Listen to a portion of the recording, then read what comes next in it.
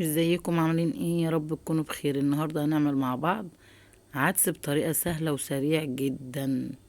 هنجيب معانا كده حله وهننزل فيها بمعلقه من الزبده او السمنه او الزيت زي ما انت بتحبي، وهننزل فيها كده بمعلقه من الثوم المطحون، او لو ما عندكيش توم مطحون عادي التوم السليم. هكون مجهزه العدس بتاعي غسلاه ومصفياه، هنزل كده بالعدس على معلقه السمنه وهقلبه تقليبة كده يا دوبك تشويحتين كده سريع.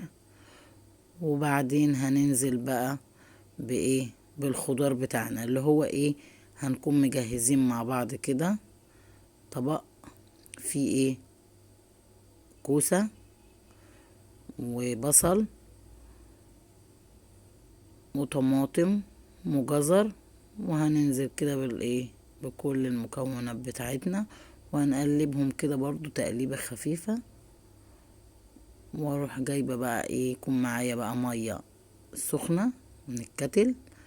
لو مش حابه ميه سخنه عادي ممكن تحطي ميه بارده من الحنفيه. هننزل بقى بكميه الميه بتاعتنا، وهننزل برضو بالتوابل: ملح، كمون، كزبره، توم باودر، بصل باودر، شويه شطه، شويه بقى ايه اللي بيعزز لنا الطعم واللون وبيدينا اللون العدس الجميل، الكركم.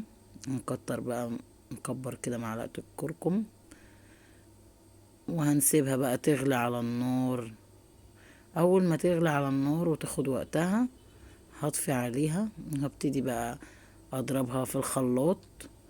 انا بقى عملتها معاكم هنا بالهاند بلندر، ما عندكيش هاند بلندر عادي هتضربيها في الخلاط عادي. وبس كده عملنا شوربة العدس الجميلة.